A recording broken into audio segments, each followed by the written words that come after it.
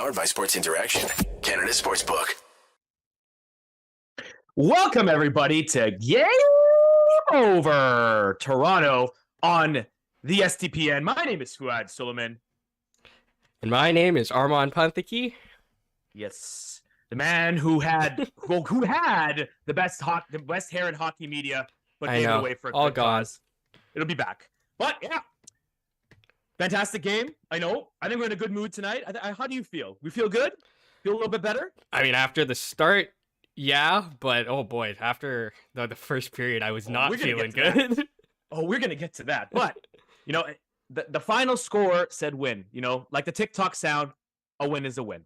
You know, that is what happened, especially after the game against the Seattle Kraken, of which, because it was on the day of the gold medal game, people forget that was probably the worst performance of the year. You know, maybe someone will fact check me on that, but that was all in all one of the worst games they'd played.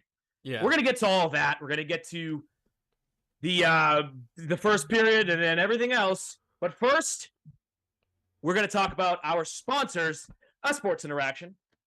Think you know which way it's gonna go? Make your bet with Sports Interaction. Whether it's hockey, football, or basketball, Sports Interaction has you covered.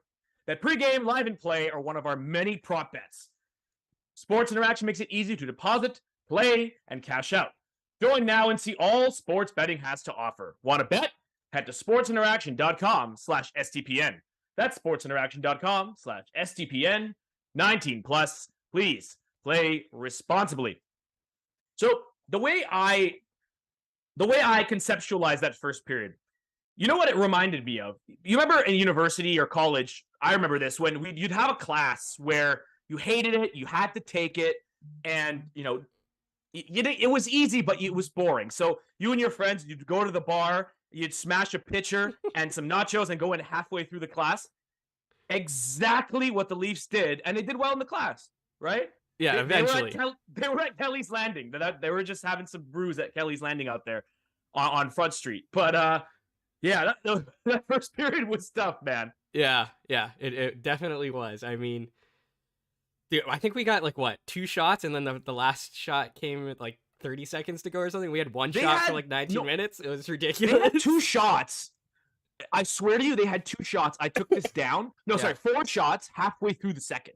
4 shots. Yeah. And we scored on 2 of them. 2 of them. 2 of them were goals. We scored on 2 of them. Yeah. Literally, our first 2 shots of the second period were goals. Man, I was ready. I was ready to come on here and just go, like I was about to lose my mind, because I was like, they played the worst game of the season, or one of the worst games, completely took a bath at home. Yeah. And they were following it up, like not showing up, getting just completely, they looked neutralized against a Red Wings team who is a lot worse than I thought they were. I had to take a look at the standings.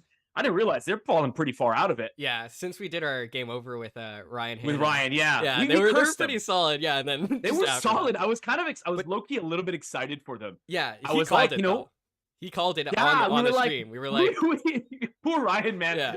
He had a serious face, because we were like, hey, look at this Detroit team. You're feeling happy about it, and you know, they're finally turning around after so long in the wilderness. And he had this deadpan look, just like, we'll see. So you can blame us or you can blame Ryan. But so to top off that really bad first period, because we're gonna get to the good stuff. We'll have to talk about bad stuff first. To top off that bad first period, what kind of defense was happening with Jake Wallman coming out of the penalty box? The Leafs J.R. Smith that. They forgot they were on the penalty kill. Like, you remember J.R. Smith in the finals? Yep. Where he forgot the score. And it's Mark Giordano and Hall, but like, he passed Giordano, and I looked at him, I'm like, Giordano would forget where some guys coming out of the box. Weird. But I mean, it was just really it just seemed like a very odd play to forget. I think, yes. It was probably a big brain fart, but and listen, Jake Wallman, I gotta tell you something. If you're gonna do the gritty once when you score, you gotta do it every time you score, because he's a defenseman, right? He's not always getting these goals. So, like, what was it? It's like this. It's like this. Gonna do the gritty? You can barely see it on the screen. That was beautiful. That was a 10 out of 10 gritty. Perfect form. I don't know how they do this gritty. Like, do you have to like jump? Like, how do your feet move? I don't know. I've never done it. It's like the floss. Remember the floss? Like I couldn't do the floss at all. I ended up figuring it out a year after it was popular. So one day I was just by myself and I'm like, oh, I can do it. Yeah. Because my brain and my body are not on speaking terms. Like they don't connect very well. But where was I going with that? With the gritty there, I was dancing. I am dancing. Yeah.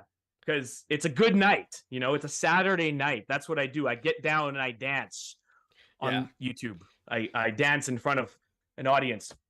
But yeah, Wallman. Oh, Percy, did you see when he did the gritty like the first time? I loved it. Did you like it? Oh, like I know a lot of people are like, oh, it's the gritty, but yeah, I love it. Old. You're old. You're old if you don't like it. Yeah. I mean, or you're tired, or you're sad. like it's Wallman. He's not gonna be doing it a lot. Like he's not a goal scorer exactly. No. So who cares? No, I love it. Yeah. Give me touch. Like you're talking to me. I think this is it's all fun and games. The game is hockey's fun and games. I watch it to have fun. Yeah. I want to see touchdown dances after every goal. I want everybody to get involved in it. Yeah. It was a good goal too. Like the one he scored today. Like pretty nice. Yeah. It was just too bad that it was in the first period when we couldn't generate a goddamn thing. I was really like, it was not. I was ready. I dropped the video and I'm like, I was ready. I thought I was coming in like Stephen A. Smith here. I was gonna be a little angry, but yeah, especially with the recent skid. Like it's been pretty.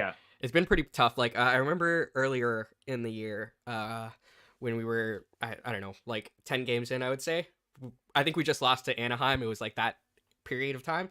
And I think it was Harnish and I were talking on Game Over, and we were talking about like what needs to happen in the season for you to have confidence going into the playoffs. And I remember what I said was like, every team goes through skids, but you can't have those skids last 3 games, because if that happens in the playoffs, it's a death sentence if you lose 3 games in a row. Fair. And since then, we haven't done that. And this was potentially going to happen because we lost the past 2 games to the Blues and the Kraken. And then after that first period, I was almost certain that I'd be coming on here and being like, this is, we lost 3 games in a row. But it's over. That's what you're going to say. Yeah, but they turned it around after the first period. And, from the second, I think we outshot them overall, which is insane given that I think the first period shots were like 11-2 or something like that. So, yeah, it's so and then we get to the second, and that goal made me laugh. With the first the Marner one? The order, the Marner, like Austin and Mitch, they must have practiced that out. They know that arena. Austin Matthews knew exactly what he was doing when he hit off the board like that. Yeah, like how did that? What kind of sorcery was that? Like that was exact trajectory of that puck. Like he did the trigonometry to make that happen, and then Marner just taps it in. Yeah. Oh, he's at 500 points. So yeah, this was a milestone night for a lot of people. Like Kerfoot 400 games played, Brody 800 games played, right? And then Marner got 500 points, and with John Tavares' first goal of the game, he moved into the top 100 all time in career goals. Look at that. 4 guys getting some a landmark night. Some major milestones there. It's love to see it. Yeah, and Austin and Mitch, like these guys are like we always. I mean, every time we rag on them, we want more from them because we know what they're capable of. That's why. Yeah. But it's always good to just sit back and remember, like these are the best players perhaps to ever have played for the Leafs. Yeah. I mean, there are probably people who are a little older than me who might get offended by that or say, the person I saw, but yeah, I think these are the 2 most talented people I have ever seen play on this team, and it's pretty hard to argue that. So, I mean, protect those 2 at all costs. I mean, Matthews was quickest to get to 500 points in franchise history, and Marner tonight is the second quickest.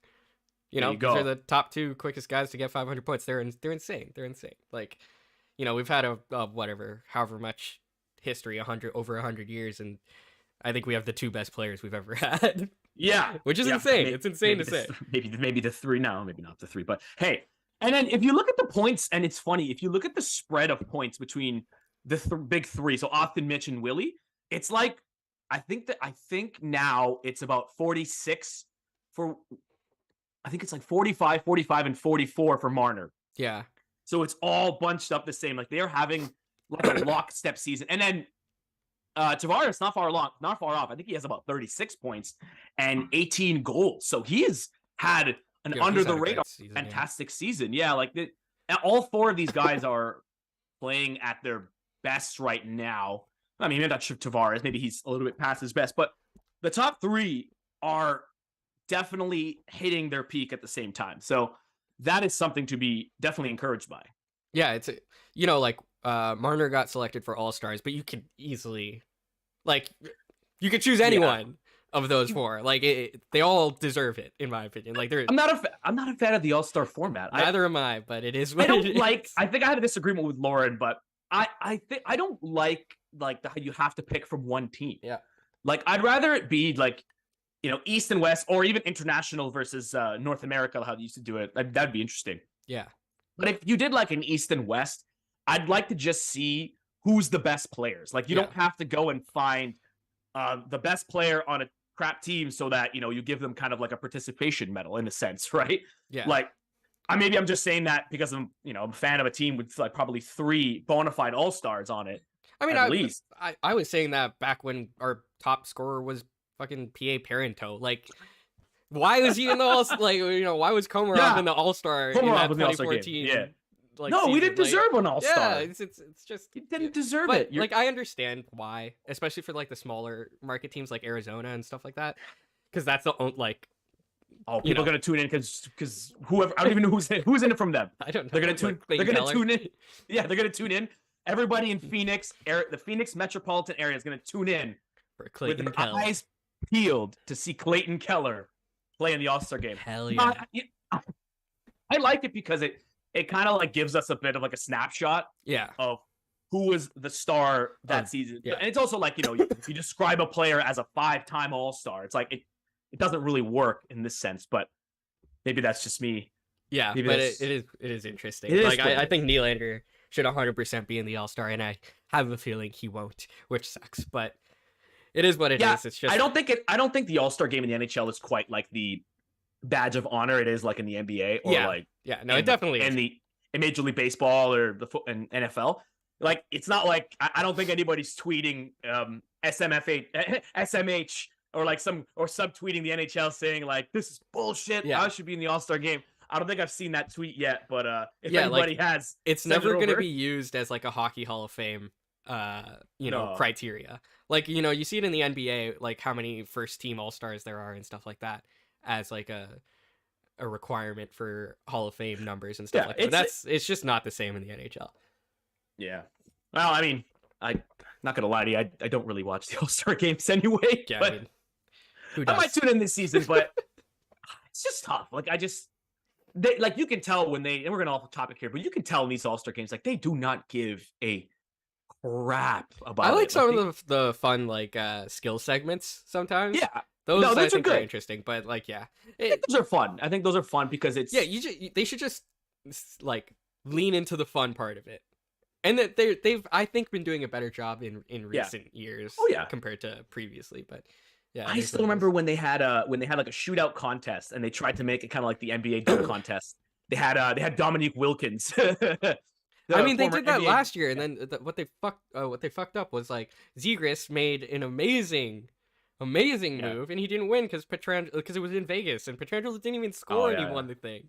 It's so stupid. Like the Grammys. Grammys. The person only wins when the person is at the Grammys. That's usually how it happens. But lead into the fun. But let's lead into the fun, And but Gary Bettman might just say we check the polls and nobody wants fun. So yeah. The polls say we don't want fun.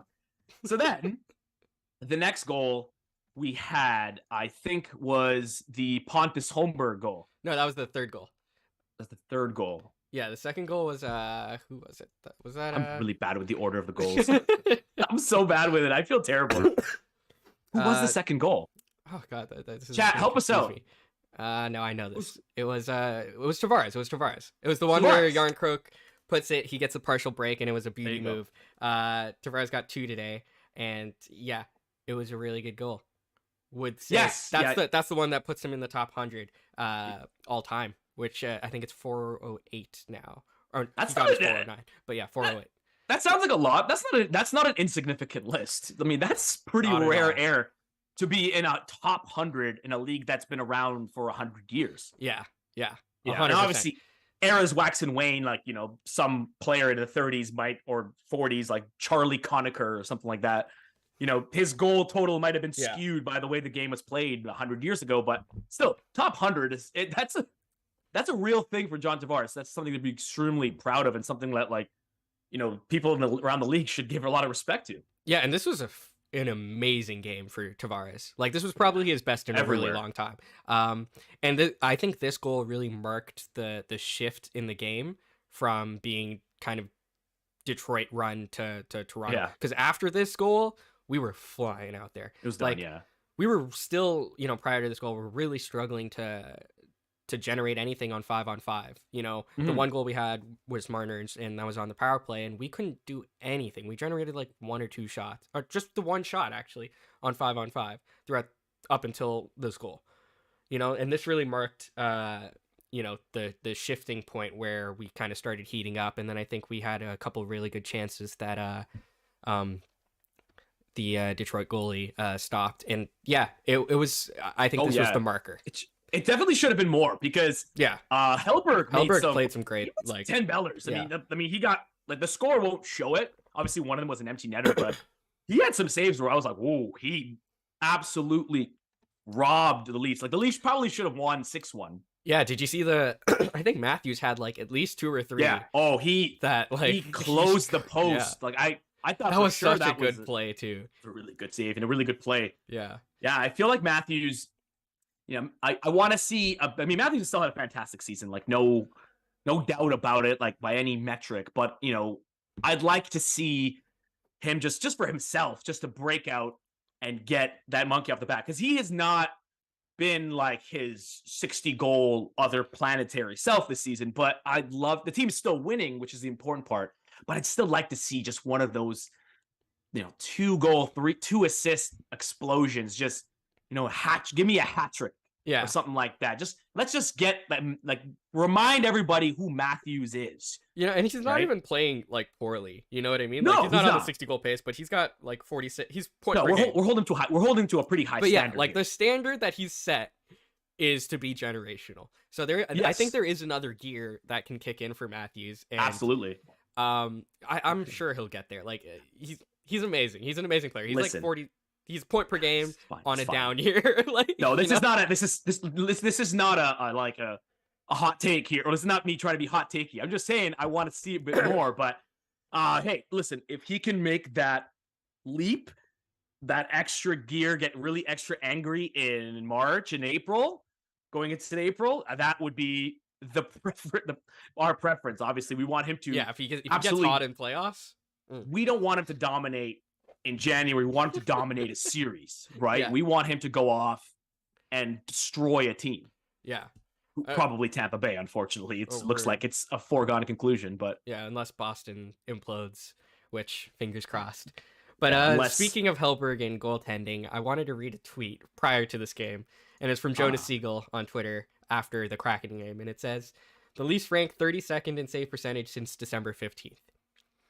ooh. Yeah, Yeah, that's it's a little yikes. Small sample size, of course. Pretty small, but but that's 3 weeks of after- games. Yeah, after a great start, Samsonov and Murray haven't been too hot. We've been getting decent scoring support in that span. Like, in that span, we were 4-4-1. And when you have Yeah. the league worst goaltending and you end up with 500 hockey, you know, you're probably getting some decent scoring support.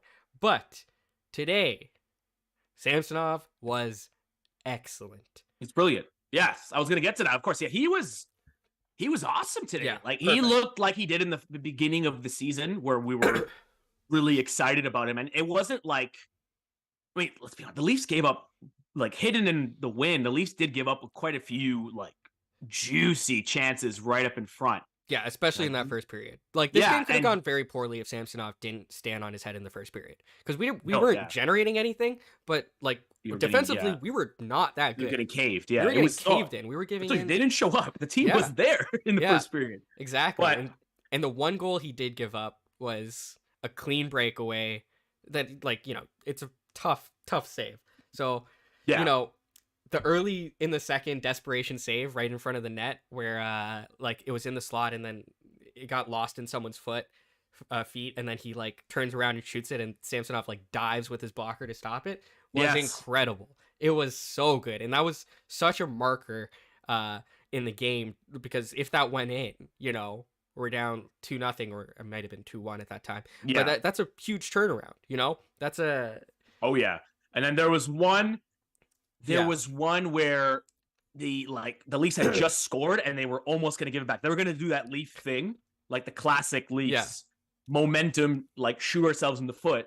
And he completely shut it down. It wasn't too hard of a shot, but still he made that momentum save when the team needed it. Yeah. And, you know, with Samsonov, the goalies in general, and I said this in the last in a stream before, that Leaf fans are, and you know, ourselves included, like this is not a wrong thing to think, but Leaf fans, whenever they see the goaltending even like falter a tiny bit, they're gonna freak out. And with the good reason, because that's the difference of last season is the goaltending. A lot of seasons for us. We haven't had great goaltending really since like Cujo.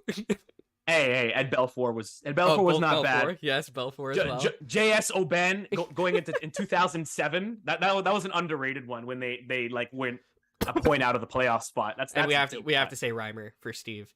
Yes, of course, Reimer.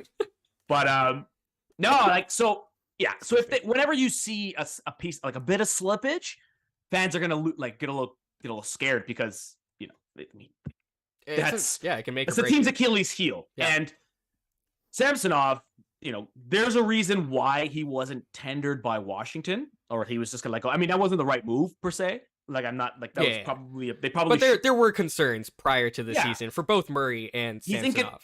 They're not consistent. They're not. Neither of them have been consistent performers. Yeah, which is why their teams gave them away for nothing, and in Ottawa's case, paid to give them away. Yeah, the like funny issue for us is like, you know, you kind of expect. When you get two goalies who are inconsistent and, you know, injury ridden, you expect stuff to happen. But the weird thing for us is they've both like had the same trends to each other. Like they both got injured at the exact same time. They were both the best goalies in the league at the exact same time. And then they both struggled at the exact same time, which just makes it very annoying when you feel like you can't like go to a goalie when, you know, the other one is struggling. But, you know, at the same time, Samsonov, great game. I hope this is like a bounce back game for him and he can get back to, you know, getting back-to-back shutouts and stuff like that. But, you know, we obviously weren't going to get, you know, top 3 goaltending throughout the entire season. You know, we've got guys who are a bit streaky. And the important thing is, you know, we're still managing to find ways to win while they're not playing in their most consistent. And they're also managing to bounce back in pretty quick ways. Like, you know, it wasn't a huge sample size where they've been poor. So I'm just hoping that Samsonov, you know, this marks a turn in the road for Samsonov and he can get back to stopping pucks like the way he was at the start of the season. Because when he's a great goalie, you know, aside from the puck playing ability, which is I think always not very good, but aside from that, like the goal. 100 the goal. Yeah, 10 the goal, exactly. 10 the goal, but I'm confident in him. And so, yeah, like this was just an interesting game after that tweet because I was a bit shaky on the goaltending in the past couple weeks. And I'm glad that we had this type of game where it was just like a decidedly good goaltending game. I think aside from a few teams, like goaltending is hard for every team. I mean, scoring is gone up this season. Yeah. And you've seen other teams like goaltending, I saw this tweet a while ago. I don't know who it was from, but goaltending now is almost like bullpen pitching in baseball, where it's like you're not gonna put all of your franchise's eggs in that one basket because it's so volatile. So like having multiple options who may not be, you know, legendary every night, but there are 2 guys that can steal a game for you, and that's what Samsonov and Murray have shown is that, every couple games they can steal a game. So I think betting on one of those two guys to have that every night is not a bad way to go. And I think you might see that more often, because if you look at like a team like the Panthers, they got Sergei Bobrovsky for $10 million a year. That was such a stupid move. Yeah, but the Panthers just shot themselves in the foot so many times. That's the perils of building your team, putting so much into that one position, because if it doesn't work, your whole team is completely screwed. Yeah, honestly. It's such a hard, we've said this so many times before. It's such a hard position to build around. There's a reason why they don't get picked in the top 10 that often. But it is interesting. I for the Leafs, who is your starter if the playoffs started now? Or do you still That's alternate? A good one. That's a good one. Something that I find is very interesting is we're in 2023 now, so we're well into the season, and halfway point, yeah. No one's lost the net, but no one has gained. They've both played well, but no one's stolen the net. Where it's we can't not play him. He's this good. You know what I mean? They've both been really solid goalies. So if do you alternate? I think you do. I think I have no idea. It's a tough one. Yeah. It's a tough one. I don't think you're gonna have I don't think you'll have a terribly wrong answer either way. I don't think we'll watch the game and then we'll see that they go with one of them and we'll be like, oh, what are you doing, Keith? I don't think we'll have that. But I think what they will do is they'll go with pedigree, just going by how hockey coaches think. And Matt Murray obviously has 2 Stanley Cup rings. Yeah, that's what the chat's saying as well. That's what the chat's saying. Yeah, Murray's got the experience. I do agree. Murray game 1 would probably be the best way to go. But and it's just like the Washington Capitals. They had 2 goalies go in that when they won the cup, right? Didn't they have Grubauer to start out, or they had, I think Holtby started and he lost the net after the first game and they went with Grubauer. I'm not sure. I'm trying to recall. I would have thought Holtby would have probably played unless he got injured. A long time ago. Yeah, I know Grubauer played maybe in that first round when they came back, because they were losing 2-0 and then went to overtime against Columbus. I do remember this. My memory sometimes is good. Sometimes. But randomly. But it was coming up on 5 years now. But I think, like I said, nowadays, I think goaltending now is kind of it's like pitching. Yeah, honestly.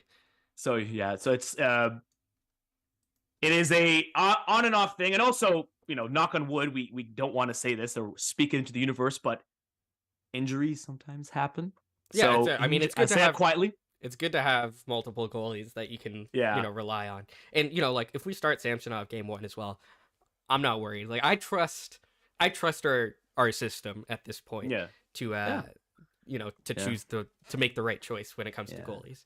Speaking of the system though, I saw a lot of tweets. I can't believe we went this far without. I guess the team won, and we got into some tangents, but I can't believe we didn't get to this point yet. Was the refereeing? A lot of people not happy about that call against Michael Bunting. The call where we all literally rewinded our TVs and went okay, so I didn't like that call throughout, but I was watching. Were you watching Dangle's YouTube stream? They did show in the second period intermission, I think they got a clip from the Detroit broadcast, which was extended, and it actually showed what the penalty was, and it was a penalty. It was 100% penalty. Biased Detroit broadcast. That's what that is. I have no idea why they didn't show it on the Toronto broadcast. They should have just extended it by 15 seconds, because it shows Bunting goes after, I don't know what Detroit player it was. It should have probably been offsetting still. But I can also understand. He goes after and then he puts him in a bit of a headlock, and I was like, okay.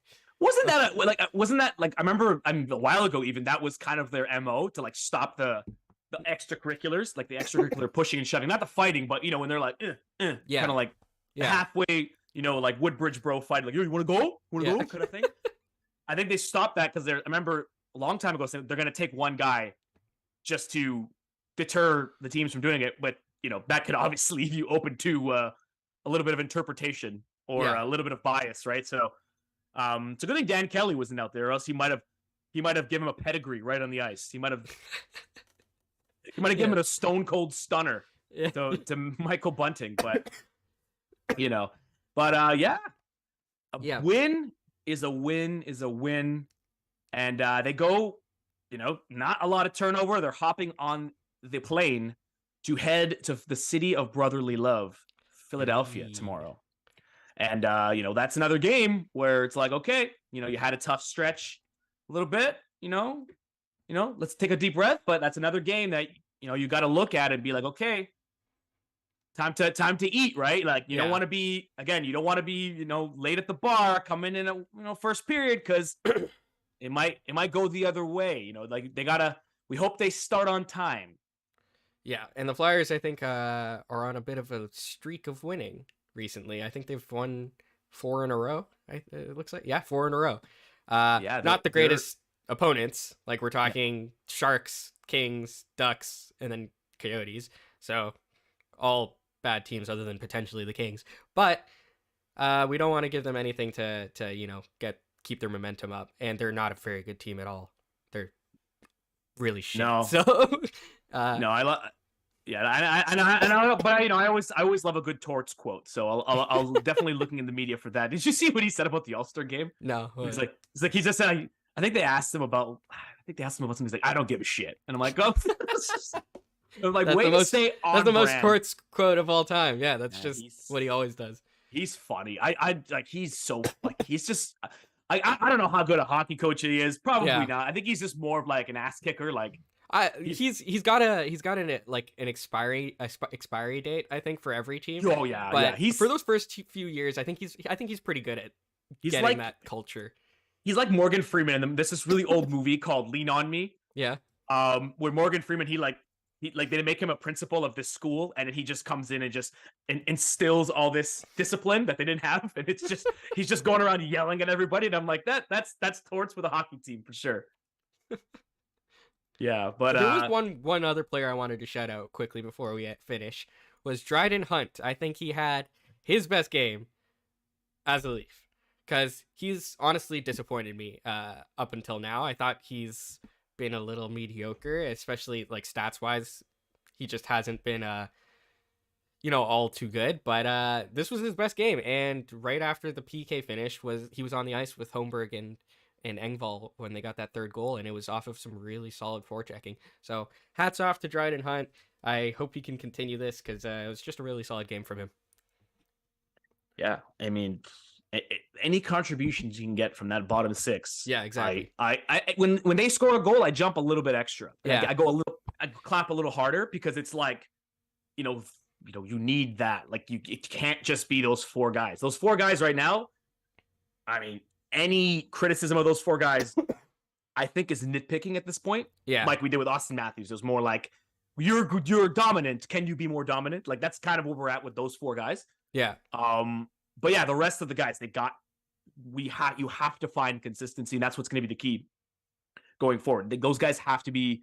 There's got to be consistent production from the bottom 6, for sure. But hey, I'm really glad that we could. End off the Saturday night, to give Leaf fans and the people in the chat a bit of a nice deep breath. We always have to have a nice deep breath, have a nice positive spin on everything. Like 6 1/3 just said Engvall showing promise. I think so too. Yeah, I've noticed him a lot more. That's another guy. He's obviously very skilled and he's huge, and he's got to take advantage of it. He's got to find that game within himself. Yeah, and he's got a great shot too. I mean, like Engvall. Yeah. Like, he has an underrated shot. He just has a bit of a slow release, so he barely gets to use it. But it's a good shot, yeah. And the bottom 6, I think, is still finding their game. Hellberg, I love Hellberg, man. He's like the homies at? Where the homies at? He's like my favorite addition this year. I love him so much. He's like really sicko Leaf fan favorite. Like the fans who are just like us, like hyper focused on the team. Like he's such a favorite. Yeah, because he does nothing wrong. Like Engvall, like he'll play very well, but then there will be that one play where you're like, come on, Engvall, like you didn't play that hard enough or something like that. Never done by Hellberg. I love Hellberg so much. Oh yeah, great player, great bottom 6er. There you go. I mean, it's one of those first like bottom 6ers that just came out, and like it's one of those. I'm not used to players just coming out of nowhere for the Leafs and contributing. Yeah, like exactly. Like we're not used to those guys that like it's normally guys who are signed or traded for, like to fill out the roster that we've seen in the past. Like guys that just pop up and like from the minors that we're like, oh, We're Where'd you talking come like from? a sixth rounder in 2018. You know, like I know there was always potential for people who were like paying attention to Holmberg in the SHL, but Yeah, you know, for people who are your average the Leafs layman's, fan, yeah. Nobody knew who no he was. Like, yeah, no one's don't lie, watching you the didn't know who he SHL. was. Yeah, you're keeping up with his stats maybe, but you didn't see him play. But like And then he only kinda people who comes get out- paid to keep up with his stats for sure. But I'm glad to see that he's playing well. And yeah, so we're gonna go against Philly tomorrow. Gonna have Matt Murray in net, I would imagine. Yeah, let's hope this continues. Just want to shout out one thing before we go, not hockey related, but really made me happy was Buffalo Bills safety DeMar Hamlin sent out a yes. tweet today.